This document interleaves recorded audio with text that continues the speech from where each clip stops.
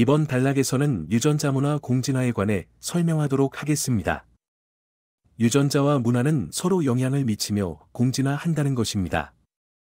유전자가 문화에 끼치는 영향과 반대로 문화가 유전자에 미치는 영향은 자연과학, 사회과학, 인문학에 똑같이 중요합니다. 이 공진화 연구는 이 세 가지 큰 분야들을 인과적 설명의 망으로 연결하는 방법을 제공합니다. 먼저 개별 사회들의 문화적 변이를 생각해 봅시다. 두 사회가 같은 범주에 속한 서로 다른 문화 형질, 이를테면 일부 1처제 대 일부 다처제, 혹은 호전적인 정책 대 평화적인 정책 같은 문화 형질을 지닌다면 그 변이 양상 및 심지어는 그 범주 그 자체의 진화적 생성이 전적으로 문화적인 것이며 유전자와는 아무 관련이 없다고 믿기 쉽습니다. 유전자가 규정하는 것, 혹은 규정하는 데 기여하는 것은 이런 형질이냐, 또는 상반되는 저런 형질이냐가 아니라 형질이 빈도와 문화적 혁신으로 그것들을 이용할 수 있게 되었을 때 그 형질이 이루는 패턴입니다. 유전자의 발현은 가소성을 띨 수 있으며 그럴 때 한 사회는 여러 대안 중에서 하나 이상의 형질을 고를 수 있고 가소성 없이 모든 사회가 한 형질만 택하도록 할 수도 있습니다. 해부학적 형질이 가소성 정도를 보여주는 사례를 봅시다. 지문이 일반적인 발달을 규정하는 유전자는 발현 가소성이 매우 큽니다. 그렇기에 사람들 사이의 변이를 만들어 완전히 똑같은 지문을 지닌 사람은 전 세계를 뒤져도 찾을 수 없습니다. 손의 손가락 수를 규정하는 유전자는 엄격하여 손가락 수는 5개, 언제나 5개입니다. 그러나 발달할 때 극단적인 사건이 벌어지거나 유전자의 돌연 변이가 일어날 때 손가락의 수가 달라질 수도 있습니다. 문화 형질에도 가소성과 다양화의 원리는 쉽게 적용됩니다. 이러한 사례를 보자면 로인클로스에서 흰색 넥타이에 이르기까지 복식 유행을 따르는 일반적인 양상은 유전적인 토대를 지닙니다. 로인클로스는 천 한 장을 스커트 모양으로 만들거나 기저귀 차는 식으로 만들어 허리에 감아 고정시키는 원시적인 옷인데 세계적으로 분포하며 고대 이집트의 남자용 유의가 유명합니다. 하지만 그것을 규정하는 유전자가 무한하지 않은 가소성을 띠고 그것에 따라 표현되는 감정이 다양하기 때문에 개인은 평생 수십 가지에서 수백 가지의 대안 중에서 고르게 됩니다. 이와 정반대 극단의 노인 사례는 근친상간 회피입니다. 웨스터 마크 효과 때문에 모든 정상적인 가정 환경에서 자란 사람들은 본능적으로 근친상간을 회피합니다. 웨스터 마크 효과의 사례는 사회에서 그리고 모든 상황에서 중요하였고 근친 교배의 치명적인 효과를 막는 자동적인 방어 체계를 모든 인류에게 제공하는 역할을 했습니다. 발달 생물학자들은 유전자 자체의 유무와 마찬가지로 유전자의 발현 가소성 정도도 자연 선택을 통한 진화의 대상임을 발견해왔습니다. 자신의 집단에서 유행하는 최신 옷차림을 따르고 자신의 직급, 직업, 지위에 걸맞은 장신구를 걸치는 일은 개인의 성공에 중요하다고 여겨집니다. 인류 진화사의 대부분에 걸쳐 존재했던 더 단순한 사회에서 때로는 그것의 생사를 가를 정도로 중요한 문제이었습니다. 모든 사회와 거기에 속한 모든 개인은 유전적 적합도, 유전자 문화 공진화를 통하여 무수한 세대에 걸쳐 형성된 규칙들을 놓고 게임을 하기도 합니다. 근친상간 회피처럼 어떠한 규칙이 절대적일 때 게임에서 쓸 수 있는 전략은 하나밖에 없습니다. 반면에 환경의 일부가 예측 불가능할 때에는 발현 가소성을 통하여 획득한 혼합 전략을 활용하는 편이 현명합니다. 한 형질이나 반응이 먹히지 않으면 유전적 목록에 들어있는 다른 형질이나 전략을 사용하는 것입니다. 문화의 한 범주가 가진 발현 가소성의 정도는 앞으로 일어날 일에 대한 명시적인 판단이 아니라 유전자 문화 공진화가 일어난 지난 세대의 그 형질이나 행동에 대응해야 했던 도전 과제들이 어느 정도였느냐에 따라 달려 있습니다. 1970년대 이래로 생물학자들은 가소성의 진화를 빚어냈을 가능성이 가장 높은 유전적 과정들을 파악하는 데 성공해왔습니다. 단백질의 아미노산 조성에 근본적인 변화를 일으키는 단백질 암호를 지닌 유전자에 생긴 돌연변이 때문은 아닌 것으로 파악하고 있습니다. 이것보다는 조절 유전자에 일어난 변화 때문일 가능성이 더 높다고 보고 있습니다. 조절 유전자는 단백질이 생산되는 속도와 조건을 결정합니다. 조절 유전자에 작은 변화가 생긴다면 그 변화는 해부 구조와 생리 활동을 크게 바꿀 수 있으며 몸의 특정 부위와 특정한 생리 과정을 더 정확히 겨냥할 수 있습니다.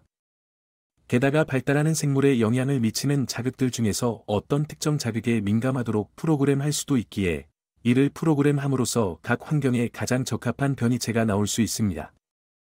마지막으로는 조절 유전자에 생기는 돌연변이는 발달 과정에서 일어나는 상호작용에 영향을 미치므로 단백질 암호를 지닌 유전자에 생기는 돌연변이보다 해를 덜 끼칠 가능성이 높습니다. 그 돌연변이는 새 단백질을 만드는 것이 아닌 새 단백질 구조나 행동의 변화를 수반합니다. 그러한 변화가 일어난다면 생물의 나머지 발달 과정을 교란시킬 가능성이 높습니다. 그러므로 조절 유전자에 일어나는 돌연변이는 기존 유전자의 생산량을 변화시킴으로써 이전의 구조나 행동을 세밀하게 조정하도록 합니다.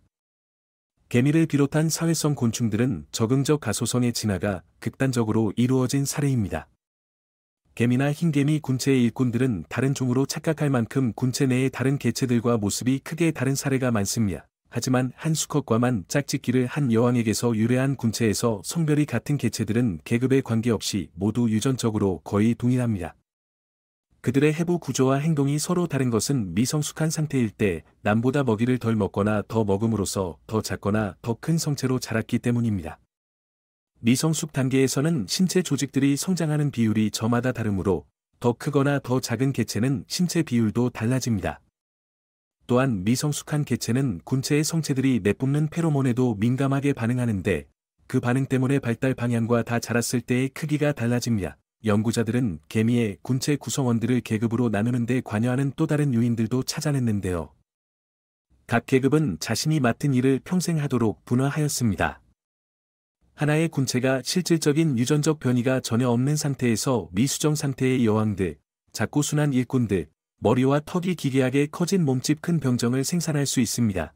이 개미의 사례를 살펴보자면 가소성이 나은 정교한 개미 계급들은 적응적 집단 통계학이라는 복잡한 과정의 일부분일 뿐입니다. 이 계급들은 분업화한 특정한 일을 수행할 뿐만 아니라 군체 전체의 계급 비율이 최적의 상태로 유지되도록 자연 사막률에 맞춰진 특정한 비율로 새로운 개체가 생산되게끔 프로그램되어 있습니다. 예를 들어 배짜기 개미에서 집 바깥의 일을 대부분 수행하고 적으로부터 집을 방어하는 몸집이 큰 개미들은 집 안에서 애벌레를 돌보는 일을 더 하는 작은 일개미들보다 사망률이 더 높습니다. 그래서 군체는 몸집이 큰 개체를 더 작은 개체보다 더 많이 생산함으로써 두 계급의 개체 수가 최적 상태에서 균형을 이루도록 유지합니다. 인류의 문화적 변이는 주로 사회적 행동의 두 특성에 따라 정해지며 이 두 특성은 자연 선택을 통해 진화합니다. 첫 번째 특성은 후손 규칙이 가진 편향의 정도입니다. 옷차림 유행은 이 편향이 아주 낮지만 근친상간 회피는 아주 높습니다. 두 번째 특성은 집단의 구성원 각자가 그 형질에 적응한 같은 사회의 이론들을 모방할 가능성입니다. 유전적으로 서로 다른 세 문화 범주들을 생각해보자면 셋 중 하나를 골라 둘로 나뉜 각 마디의 아래쪽에 점을 찍는다면 각각의 점이 두 사회를 타나낸다고 했을 때 두 사회는 선택할 때 다른 규칙들은 유전적으로 동일한데도 말입니다. 서로 다른 문화 형질을 선택했을 가능성이 높습니다. 이 특성들은 후손 규칙과 남을 모방하려는 성향이며 둘 다 유전자 문화 공진화를 통하여 기원했습니다.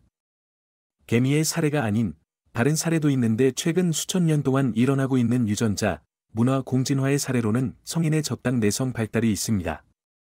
이전의 모든 인류 세대들에서 젖당을 소화할 수 있는 당으로 전환시키는 효소인 락타아제는 유아에게서만 생산되었습니다. 여기서 락타아제는 유당분해제입니다. 아이가 젖을 때면 몸은 자동적으로 락타아제 생산을 중단합니다. 그러다가 9천에서 3천년 전에 북유럽과 동아프리카의 다양한 지역에서 독립적으로 목축이 발달했을 때 우유를 계속 마실 수 있도록 어른이 되어도 락타아제를 계속 생산하게 만드는 돌연변이가 문화적으로 퍼졌습니다. 우유와 유제품을 이용함으로써 그들은 생존과 번식 면에서 엄청난 이득을 얻는 결과를 가져왔습니다. 젖소, 염소, 락타 무리는 1년 내내 가장 생산적이고 신뢰할 수 있는 인류의 식량 공급원에 속합니다. 유전학자들은 락타아제 생산을 계속 유지하는 돌연변이가 독립적으로 4번 일어났다는 것을 발견했습니다. 유럽에서 1번, 아프리카에서 3번입니다. 젖당 내성 발달은 생태학자와 인류 진화 연구자들이 생태적 지위 구성이라고 부르는 것의 한 가지 예입니다. 락타아제 생산의 유전자, 문화 공진화 사례에서는 새로운 주요 식량 원천으로서 소의 가축화가 이루어지면서 새로운 생태적 지위가 만들어졌습니다.